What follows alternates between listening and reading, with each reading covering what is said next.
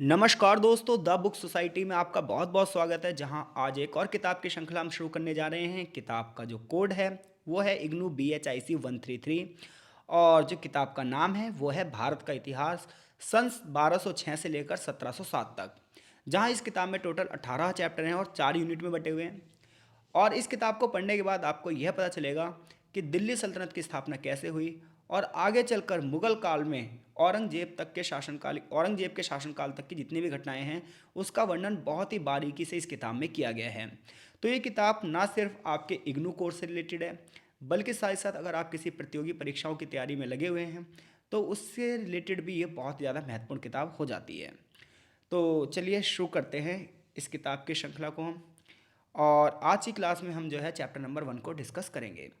Chapter का नाम है इतिहास लेखन की प्रवृत्तियाँ। इस चैप्टर को पढ़ने के बाद आपको यह पता चलेगा कि जब आप भारत के मध्यकालीन इतिहास को जानना चाहेंगे तो आपको किन किन लेखकों का योगदान मिलेगा।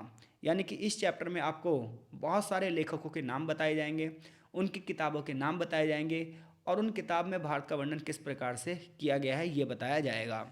साथ ही साथ इसमें कुछ वर्ड्स आएंगे, जैसे कि सबसे पहले ये बताया जाएगा कि भारत में जब मध्यकालीन भारत का इतिहास लिखा जा रहा है तो उसमें जो अरबी और फारसी परंपराएं हैं उनका क्या योगदान है। साथ ही साथ दिल्ली सल्तनत का राजनीतिक वृत्तांत किन किन लोगों ने लिखा है। इसी प्रकार से जब हम मुगल कालीन राजनीतिक वृत्तांत की बात करते हैं तो उसमें किन किन लोगों का योगदान रहा है। इसके अलावा संस्मरण क्या होते हैं, ईशा लेख क्या होता है, आधिकारिक दस्तावेज क्या होते हैं, सूफी लेखन क्या था और विदेशी यात्रियों के वृत्तांत से भी हमें मध्यकालीन इतिहास के बारे में क्या जानकारी मिलती है, ये सब इस चैप्टर में बताया जाएगा। तो चलिए शुरू करते हैं यहाँ से अपनी क्लास। तो सबसे पहले चैप्टर की एक प्रस्तावना दी है और प्रस्तावना वैसे तो कुल मिलाकर हमें यह बताती है कि आगे इस चैप्टर में हम क्या पढ़ेंगे, लेकिन फिर भी कुछ महत्वपूर्ण शब्द हैं जिसकी ओर हमें रुख करना चाहिए। तो जैसे कि इस चैप्टर को पढ़ने के बाद आपको 3 सवाल मिलेंगे।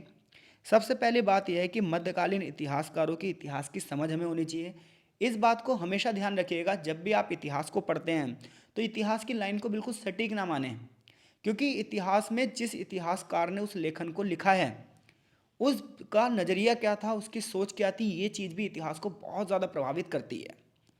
तो सबसे पहला सवाल यही होता है कि जब हम मध्यकालीन इतिहास की रचना करते हैं भारत के, माफ़ कीजिएगा, जब उसे हम पढ़ते हैं तो इसमें जियाउद्दीन बर्नी और अबुल फजल, ये दो इतिहासकार ऐसे हैं, यहाँ पर लिखा हुआ है आप देख सकते हैं कि मध्यकालीन इतिहासकारों के इतिहास को समझा जाए तो ऐसे में बर्नी और अबुल फजल, यानी कि अगर आपको मध्यकालीन भारत का इतिहास जानना है तो जियाउद्दीन बर्नी और अबुल फजल की किताबें आप पढ़िए, आपको उस समय की बहुत ही अच्छी जानकारी मिल जाएगी। हालांकि मैं ये नहीं कहूँगा कि 100% सही जानकारी मिलेगी।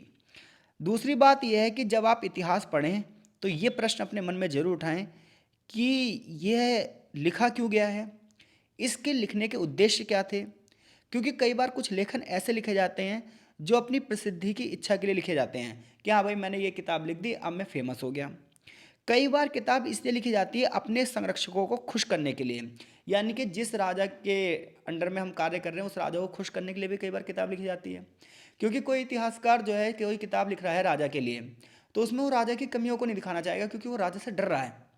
तो अपने स्वामी को खुश करने के लिए भी कई बार किताब लिखी जा सकती है, अपने आप को फेमस करने के लिए भी कई बार कोई किताब लिखी जा सकती है, पुरस्कार प्राप्त करने के लिए भी कोई किताब लिखी जा सकती है, या भावी पीढ़ियों के लिए कोई रिकॉर्ड छोड़ा जाए उसके लिए भी किताब लिखी जा सकती है। इसके अलावा धार्मिक चर्चाएं का महत्व है या नहीं है किसी किताब पर, यह भी हमें ध्यान रखना चाहिए। यानी कि इतिहास को एकदम से पढ़कर क्वेश्चन आंसर नहीं रटने हैं। इतिहास को पढ़ते वक्त हमें यह ध्यान रखना है कि अगर कोई लेखक अपना विचार दे रहा है तो उसका विचार किस चीज़ से प्रभावित है, क्या उसने वो स्वतंत्र लेखन किया है, या फिर वो प्रसिद्धि पाने की इच्छा से लिख रहा है, या फिर वो किसी राजा की प्रशंसा में लिख रहा है, या फिर आने वाली पीढ़ियों को अपना रिकॉर्ड दिखाने के लिए लिख रहा है। इसके अलावा जो व्यक्ति लिख रहा है क्या वो धार्मिक प्रभाव में लिख रहा है या धार्मिक प्रभाव से मुक्त है, ये सारी चीज़ें हमें इतिहास पढ़ते वक्त ध्यान में रखनी चाहिए। आई होप सो चीज़ें आपको समझ में आ रही हैं। कोई इतिहास कैसे लिखा जाए, इसके लिए इतिहासकार विशेष रूप से जियाउद्दीन बर्नी और अबुल फजल के इतिहास लेखन के महत्व के बारे में पता लगाते हैं, जिसकी चर्चा हम इस चैप्टर में पढ़ेंगे। तो जियाउद्दीन बर्नी और अबुल फजल की जो किताबें हैं वो मध्यकालीन इतिहास के लिए बहुत ही ज़्यादा महत्वपूर्ण है। आगे बताया गया है कि अगर इतिहास के साथ ईमानदारी से पेश ना आया जाए तो भैया देखो ये बहुत ही ज़्यादा खतरा हो जाता है, क्योंकि अगर किसी देश का युवा गलत इतिहास पढ़ रहा है, गलत किताब पढ़ रहा है, गलत व्याख्याएं सुन रहा है, तो उसके मन में वो वैसी ही छाप पड़ जाती है। और अगर किसी देश का युवा जो है इतिहास सही पढ़ रहा है, उसके यहाँ इतिहास की जो छाप है वो सही पढ़ रही है, वो उन महापुरुषों को जान रहा है जिन्होंने देश की माटी के लिए बलिदान दिए हैं, तो उस बच्चे की सोच अलग होगी। तो इसलिए इतिहास की सही से अगर इतिहास को ना लिखा जाए, ईमानदारी से इतिहास के आंकड़ों को पेश ना किया जाए, ईमानदारी से राजा के चरित्र और गुणों का वर्णन ना किया जाए, तो हम ये कह सकते हैं इतिहास को घातक सिद्ध हो सकता है। तो ये बात सब इसमें एक प्रस्तावना बताई गई है इस चैप्टर को शुरू करने से पहले, कि इतिहास पढ़ते वक्त आप इस चीज़ को ध्यान रखें कि जियाउद्दीन बर्नी ने कुछ लिखा है तो क्यों लिखा है, अबुल फजल ने कुछ लिखा है तो क्यों लिखा है, या फिर किसी और लेखक ने अगर कुछ लिखा है तो क्यों लिखा है। इससे हम उससे पहले हमें उसकी सोच के बारे में, समाज में उसकी क्या छवि है, इसके बारे में जानना चाहिए। और आज के टाइम पर भी अगर आप किसी की बात मान रहे हो तो सबसे पहले आपको ये पता लगाना चाहिए कि वो इस किन परिस्थितियों में बात कह रहा है। चैप्टर का पहला प्रश्न यहाँ से शुरू होता है कि अरबी और फारसी ऐतिहासिक परंपराओं का भारतीय इतिहास में क्या योगदान है।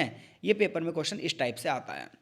तो देखो, इस्लामी विश्व की भाषा कौन सी थी? अरबी। तो जैसा कि पहली लाइन में लिखा है कि अरबी इस्लामी विश्व की भाषा थी, इसलिए बड़े पैमाने पर जो इतिहास लेखन भी शुरू किया गया वो भी अरबी में ही लिखा गया। जैसे कि के निज़ामी कहते हैं कि अरब परंपरा ने लोकतांत्रिक आदर्शों को संजोया है, यानी कि जो अरब लेखन परंपरा है वो सभी चीज़ों के बारे में लिख रही है। लोकतंत्र का मतलब होता है सभी लोगों की भागीदारी। तो अरबी जो परंपरा है इसने जो लोकतंत्र के जो आदर्श होते हैं उन सभी आदर्शों को अपने लेखन में लिखा है। उन्होंने इतिहास को राष्ट्र की जीवन गाथा के रूप में माना है, यानी कि जो अरबी लोग हैं वो इतिहास को क्या मान रहे हैं? राष्ट्रों की जीवन गाथा के रूप में मान रहे हैं कि अगर हमें किसी भी राष्ट्र के जीवन के बारे में जानना है तो उस राष्ट्र के इतिहास को पढ़ना पड़ेगा, चाहे वो भारत का हो, चाहे वो अरब का हो, चाहे वो इजराइल का हो, चाहे वो यूरोप का हो, चाहे अमेरिका का हो। किसी की भी जीवन गाथा को जानना है तो आपको उसके इतिहास को जानना ही पड़ेगा। तो अरब इस्लामी विश्व की भाषा क्या थी? अरबी। इसलिए सबसे पहले जो ऐतिहासिक दस्तावेज थे वो कौन सी भाषा में मिले? हमें अरबी भाषा में।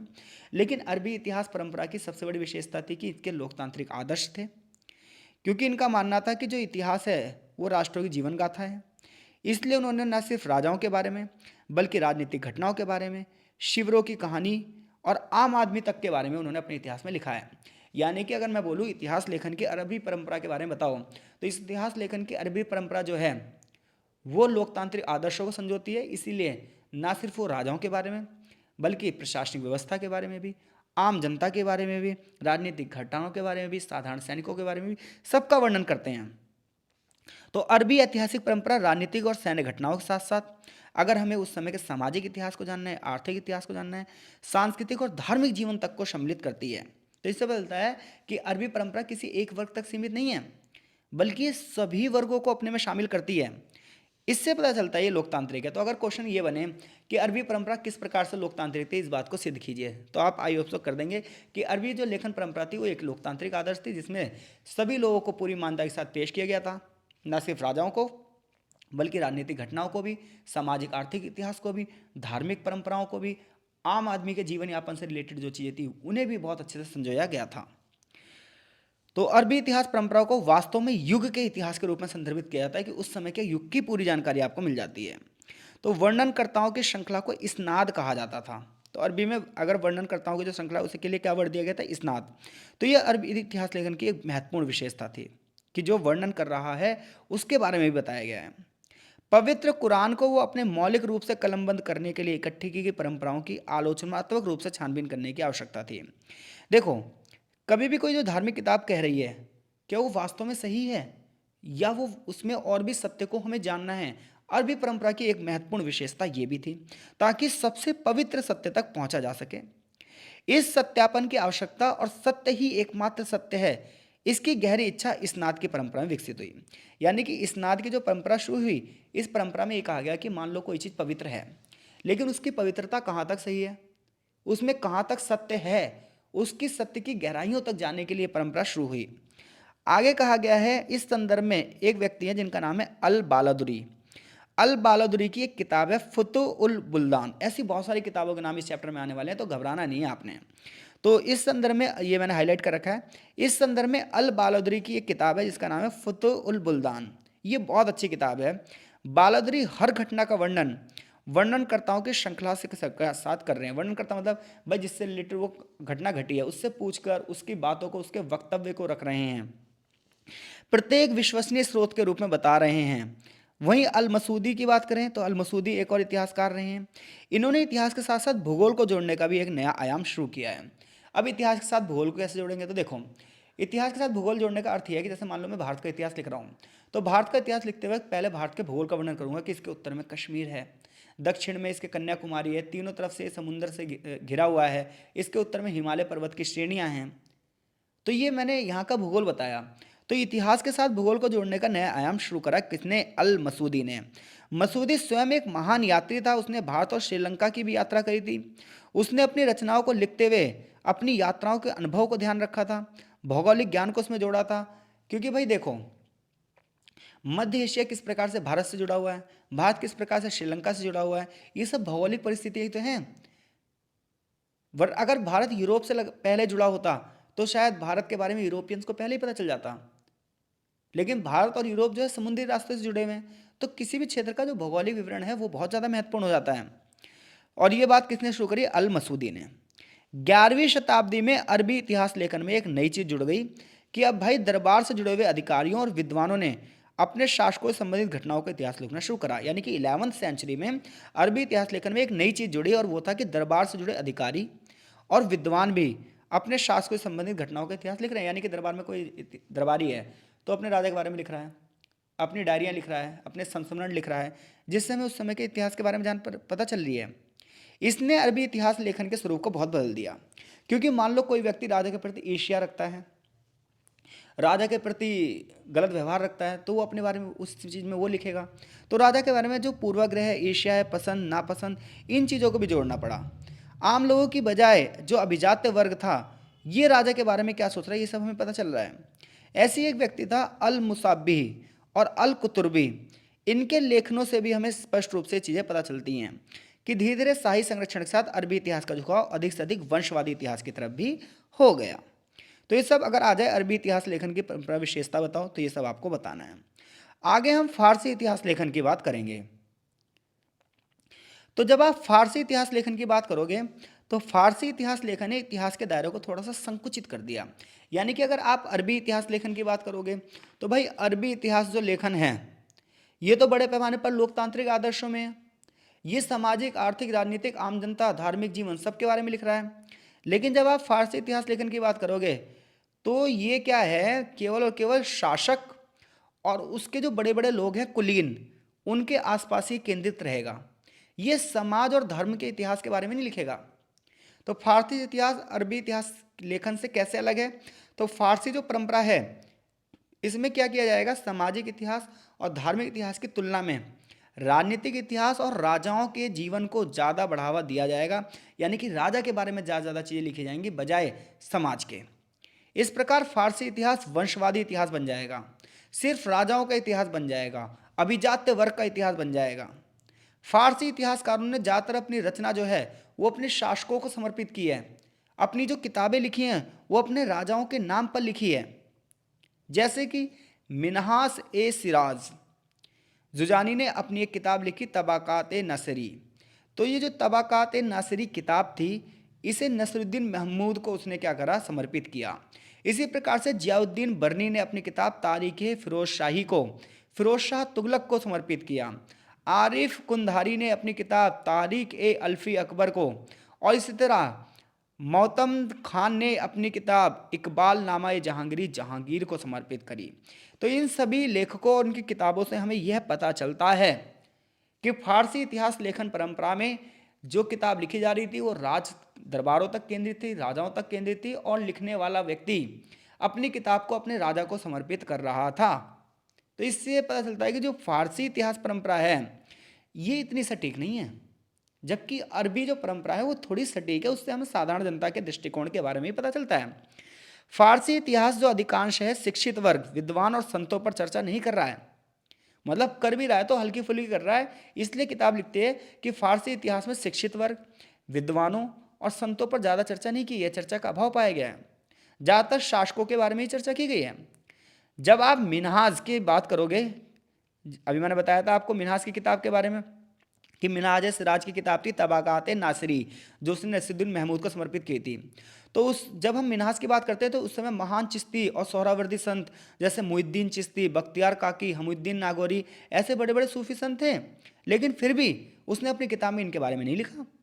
इसी प्रकार से जियाउद्दीन बन्नी की बात करोगे तो उस समय विद्वान थे, लेकिन उसने ज़्यादा उनके बारे में चर्चा नहीं करी। तो इससे ये पता चलता है कि भैया जो फारसी इतिहास परंपरा थी ये ज़्यादा ठीक ठाक नहीं थी। फारसी इतिहास परंपरा से आपको सिर्फ फिर राजाओं के बारे में तो पता चल पाएगा, लेकिन आम जनता और उस समय के शिक्षित वर्ग के बारे में ज़्यादा नहीं पता चल पाएगा। लेकिन जियाउद्दीन बर्नी जब लिखेगा अपनी किताब तो उसमें थोड़ा सा बदलाव वो करेगा। वो कहीं ना कहीं फारसी परंपरा और अरबी परंपरा दोनों का मिक्सअप कर देगा। दरबार के जीवन चित्रण में वो संगीत का, नर्तकियों, नुसरत बीबी और मिहिर अफरोज का भी उल्लेख करेगा। निचले जन्म वर्ग लेने वालों से नफरत करता था, निचली जाति से नफरत करता था बर्नी, लेकिन फिर भी उनके बारे में वो बताएगा। जैसे लड्ढा माली, बाबू नायक जुलाहा, मनका रसोइया, इनके बारे में उसने बताया है। तो जो जयुद्दीन बर्नी है ये कुछ अलग तरीके से वर्णन करेगा। मतलब फारसी इतिहासकारों को जब आप पढ़ोगे तो इसमें जो जियाउद्दीन बर्नी है ये थोड़ा सा आपको अलग मिलेगा। ऐसे अबुल फजल ने भी अरबी और फारसी दोनों इतिहास लेखन की शैलियों को क्या करा था, संयोजित किया था और थोड़ी बहुत साधारण जनता के बारे में जानकारी दी थी। 10वीं शताब्दी तक अरबी ऐतिहासिक लेखन ही परंपरा रही प्रमुख। फिरदौसी और बाद में शेख सादी के बाद फारसी पुनर्जागरण हुआ और धीरे धीरे करके अरबी परंपरा खत्म हो गई और फारसी परंपरा धीरे धीरे करके चलने लगी। ऐसी एक किताब नाम है चचनामा। तो जो ये किताब ना है चचनामा, ये मोहम्मद बिन कासिम कब भारत में जब आक्रमण करेगा और अरब शैली में लिखा गया है। तो चचनामा किस शैली में लिखा गया है? अरब शैली में लिखा गया है। इसी प्रकार से फारसी में एक रचना है ताज उल मासीर। तो ताज उल मारिस जो है वो निज़ामी, हसन निज़ामी की किताब है। तो यहाँ से यहाँ तक अब तक जो क्वेश्चन बना है वो क्वेश्चन ये बना है, देखो भाई इस वाली किताब में जो है वर्ड थोड़े टफ होंगे, लेखकों के नाम थोड़े हार्ड होंगे, लेकिन आपको एक वीडियो में एक एक क्वेश्चन आपको करवाया जाएगा ताकि चीज़ें आपको समझ में आ पाएँ। तो अगर क्वेश्चन आता है कि अरबी और फारसी ऐतिहासिक परंपराओं में अंतर स्पष्ट कीजिए, तो आप बताओगे कि अरबी जो परंपरा थी वो लोकतांत्रिक थी, उसमें राजनीतिक इतिहास का वर्णन किया गया था, आर्थिक इतिहास, सामाजिक इतिहास का वर्णन भी किया गया था, साधारण लोगों के बारे में वर्णन किया गया था। जबकि आप जब फारसी इतिहास लेखन परंपरा की बात करोगे तो सिर्फ और सिर्फ ये राजनीतिक इतिहास तक केंद्रित है, सिर्फ ये राजाओं की जानकारी देता है। तो मुझे आशा है यहाँ तक आपको चीज़ें समझ में आई होगी। आगे हम ये पढ़ने वाले हैं कि दिल्ली सल्तनत के राजनीतिक वृत्तांत के बारे में आपको कैसे पता चलता है और इसी प्रकार से मुगलों के राजनीतिक वृत्तांत के बारे में आपको कैसे पता चलता है। तो ये सब चीज़ें हम इस चैप्टर के पार्ट 2 में पढ़ेंगे। आज के लिए इतना ही रखते हैं। आशा है चीज़ें आपको समझ में आई होगी। तो मिलते हैं आपसे इस चैप्टर के नेक्स्ट पार्ट में। तब तक के लिए आपका बहुत बहुत धन्यवाद। कमेंट बॉक्स में कमेंट करके जरूर बताइए चीज़ें आपको समझ में आ रही हैं या नहीं आ रही हैं। इसके साथ साथ आप हमारे टेलीग्राम ग्रुप में भी जुड़ सकते हैं और उसमें आप इससे संबंधित जो है PDF भी ले सकते हैं। तो आपका बहुत बहुत धन्यवाद। मिलते हैं आपसे नेक्स्ट चैप्टर।